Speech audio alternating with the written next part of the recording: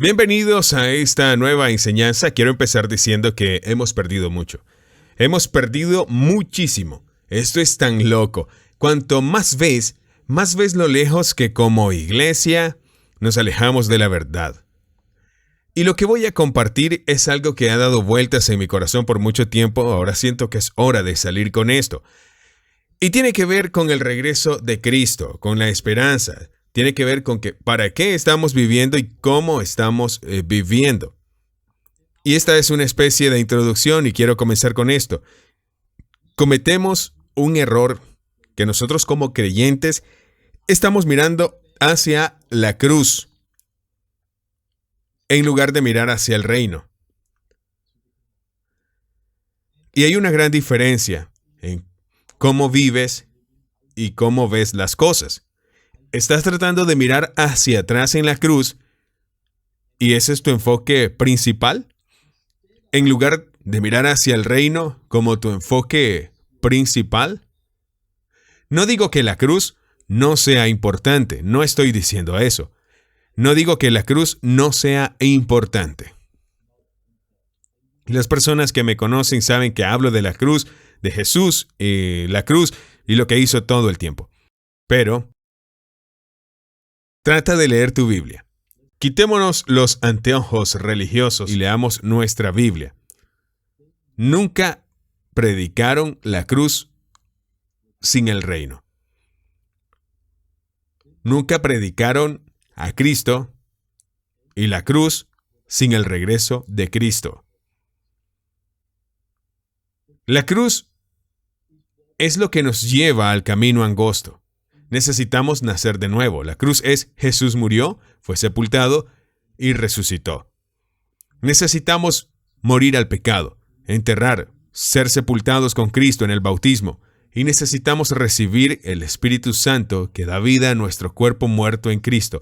Esto se llama nacer de nuevo. Pero cuando naces de nuevo, te pones en un camino, el camino angosto. Y ese es un camino que conduce a algo. Jesús no solo murió, fue sepultado, resucitó, fue al cielo y luego desapareció.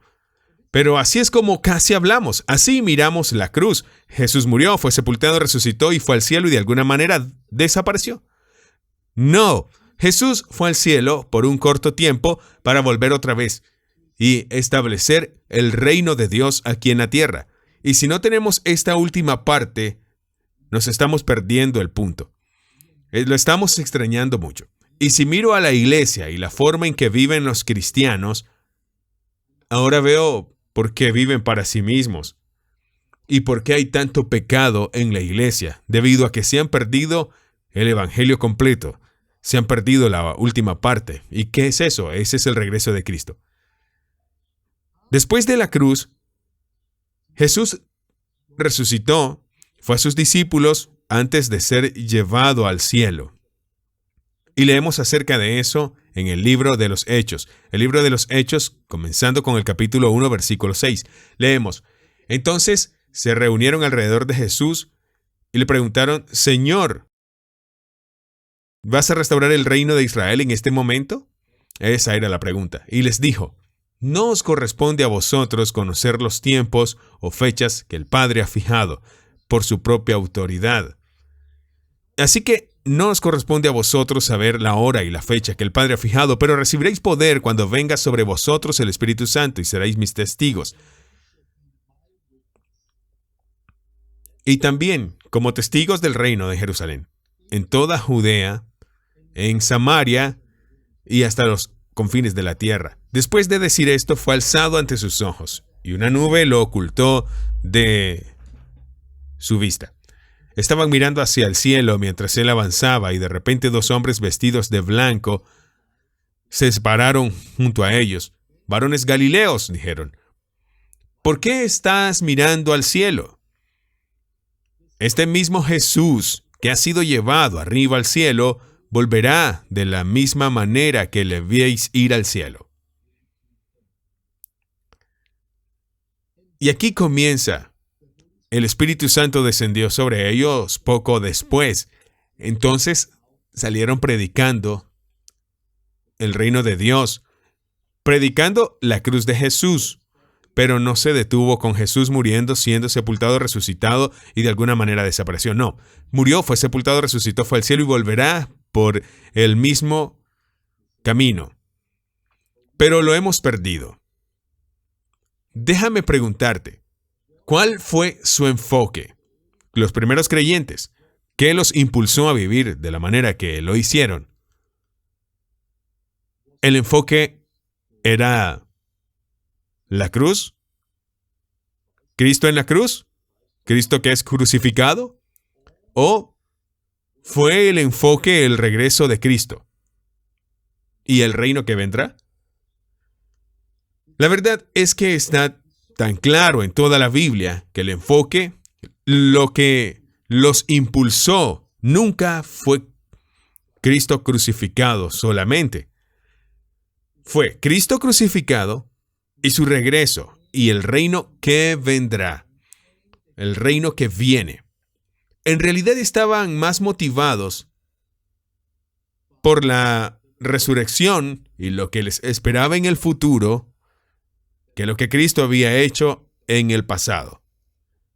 Es muy importante entender, no digo que el pasado no fuera importante, pero el pasado no es lo que nos mueve. No miramos hacia atrás a lo que Cristo hizo, esperamos lo que Cristo va a hacer. Sí, primero tenemos que pasar por la cruz, pero luego nos encontramos en un camino que conduce a algo. Y eso es hacia adelante. ¿Y cuál es el objetivo? ¿A qué nos estamos dirigiendo? ¿La resurrección de entre los muertos? ¿El regreso de Cristo? ¿El reino que vendrá? Y Pablo, en 1 Corintios 15, hay toda una discusión donde están hablando de Cristo, ¿realmente resucitó entre los muertos? Y dijo ahí, pero si predicando que Cristo había resucitado de entre los muertos y decís que no hay resurrección de entre los muertos. Si no hay resurrección de entre los muertos, entonces Cristo no había resucitado de entre los muertos. Y si Cristo no hubiera resucitado entre los muertos, entonces nuestra predicación es vana y también vuestra fe. Entonces, la predicación y la fe. Habló de eso en una discusión, que si Cristo no hubiera resucitado de entre los muertos, entonces la predicación y la fe y todo fuera inútil. Pero luego continúa aquí, en 1 Corintios 15:32. Si como hombre batallé en Éfeso contra fieras que he ganado. Si los muertos no resucitan, comamos y bebamos, porque mañana moriremos. Así que lo que hizo cuando estaba peleando con las fieras, cuando padeció por Cristo, cuando fue encarcelado, cuando se hundió con el barco, cuando lo apedrearon, cuando lo azotaron, todo lo que hizo Pablo fue con el enfoque de que hay un regreso de Cristo, hay una esperanza, una resurrección de los muertos. Pero si no hubiera resurrección de los muertos, ¿por qué hacer todo eso? Vamos a comer y a beber. ¿Por qué? Porque mañana vamos a morir. Entonces, si Cristo no va a regresar y establecer su reino, ¿por qué estamos haciendo lo que estamos haciendo? Pablo dijo esto en 1 Corintios 15:32, unas pocas palabras antes que dijera, si tan solo para esta vida tuviéramos esperanza en Cristo, somos los más dignos de lástima de todos los hombres. Si tan solo para esta vida tuviéramos esperanza en Cristo y no para la vida venidera, entonces nosotros somos los más dignos de lástima de todas las personas. ¿Por qué?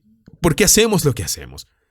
Si solo tenemos esperanza en esta vida, no, hacemos lo que hacemos porque tenemos una esperanza de una vida nueva, de un reino nuevo, de un cielo y una tierra nuevos. Y esta es la esperanza que tenemos. Y esto es lo que nos impulsa.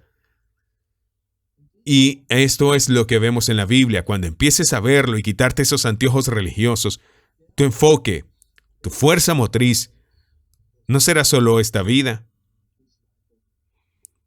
Tu enfoque, tu fuerza motriz, no será solo la cruz y lo que sucedió en el pasado. que Jesús murió, fue sepultado, resucitó y de alguna manera desapareció. Pero la esperanza no está solo en esta vida. La esperanza está en el regreso de Cristo y que establecerá su reino. Esa es la esperanza. Y Pablo continuó en 1 Corintios 15. Habló de Adán en un momento. También de eso en unos versos antes estuvo hablando de lo que leemos aquí. Porque así como Adán, todos murieron, así también en Cristo, todos serán vivificados. Entonces,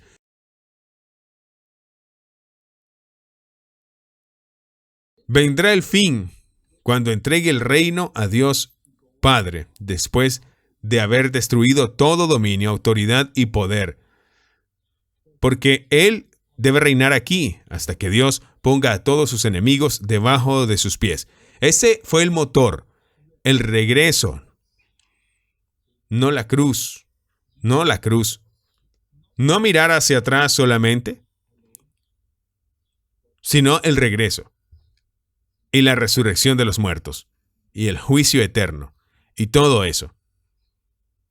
Así que eso es lo que necesitamos ver y quiero hablar de eso en esta serie. ¿Por qué? ¿Por qué luchar contra las fieras? ¿Por qué? ¿Por qué ponerse en peligro? ¿Por qué gastar dinero, energía y dar la vida por esto? Si no hay resurrección de entre los muertos, si Cristo no regresara. ¿Por qué si no hay resurrección de entre los muertos, si Cristo no regresará? Entonces, comamos y bebamos porque mañana vamos a morir. Es decir, no hay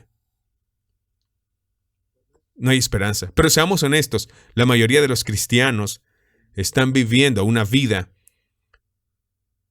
que muestra, que prueba, que no han entendido que hay una resurrección de entre los muertos. Viven esa vida que prueba que no han entendido que Jesús regresará. ¿Por qué? Porque están viviendo como el mundo. Oye, vamos a la iglesia, comamos y bebamos. ¿Por qué? Porque mañana vamos a morir. Y viven como si este fuera el único mundo que existe. ¿Por qué ser santo? Cuando el pecado sabe bien. Y esa es la cosa, el pecado sabe bien. ¿Por qué ser santo? Si no hay regreso, si Cristo no regresa y no hay resurrección de entre los muertos, ¿por qué ser santo? Comamos y bebamos que mañana vamos a morir. Juan dice esto en 1 Juan 3:2. Amados, ahora somos hijos de Dios. Y aún no se ha manifestado lo que hemos de ser. De nuevo mira hacia la cruz. Pero sabemos que cuando Él se manifieste, seremos semejantes a Él. Porque lo veremos tal como Él es. Así que cuando Juan está diciendo aquí que cuando Cristo regrese, Él estará mirando hacia adelante, no hacia atrás, hacia el regreso de Cristo, debemos ser como Él. Luego el siguiente versículo, 1 Juan 3:3 dice, todos los que tienen esta esperanza en Él se purifican, así como Él es puro. Así que los que tienen la esperanza en Él, de que Cristo regresará y juzgue al mundo y que nosotros lo veremos tal como es, cara a cara, y vendrá su reino, esa es una esperanza que tenemos. Y los que tienen esa esperanza se purifican, así como Él es puro. Pero si no tienen esa esperanza, si no tienes ese enfoque, ¿para qué purificarte? Come y bebe porque mañana vas a morir. Los cristianos no hablan así hoy. Los cristianos no piensan así hoy. Y por eso yo estoy haciendo esta serie. Antes leímos en 1 Corintios 15, ese fue Pablo quien habló. Aquí leemos en 1 Juan 3, y ese fue Juan quien habló. Tomemos un versículo más, vamos a leer acerca de Pedro, porque no es solo Pablo, también es Juan y Pedro. Son todos ellos, está por toda la Biblia. Así que leamos lo que Pedro dice aquí, en 2 de Pedro 3, versículo 10. Pero el día del Señor vendrá, de nuevo mirando hacia adelante, como un ladrón en la noche, en el cual los cielos pasarán con gran estruendo, y los elementos ardiendo serán deshechos, y la tierra y las obras que en ella hay serán quemadas, y la tierra y todo lo hecho en ella quedará al descubierto. Y luego continuó en el verso siguiente: puesto que todo será destruido de esta manera, ¿qué clase de personas debéis ser? Deben vivir vidas santas y piadosas. Así que nuevamente habló de que está esperando el regreso de Cristo, donde destruirá todo lo que conocemos ahora en este mundo, tal a como lo conocemos. Establecerá un nuevo reino, bajará con la nueva Jerusalén, y todo será destruido de esa manera. Y por eso, no por la cruz y lo que Dios hizo, o lo que Jesús hizo en el pasado solamente, sino por su regreso y lo que hará en el futuro. ¿Qué tipo de vida debes vivir? Debes vivir una vida santa. Entonces, ¿por qué ser santo? Por el regreso de Cristo. Él regresará. Y por lo tanto, si Él regresa, debemos ser santos, mientras esperas el día de Dios y acelerar su venida. Ese día traerá la destrucción de los cielos por fuego, y los elementos se derretirán en el calor. Pero conforme a su promesa, esperamos un cielo nuevo y una tierra nueva, donde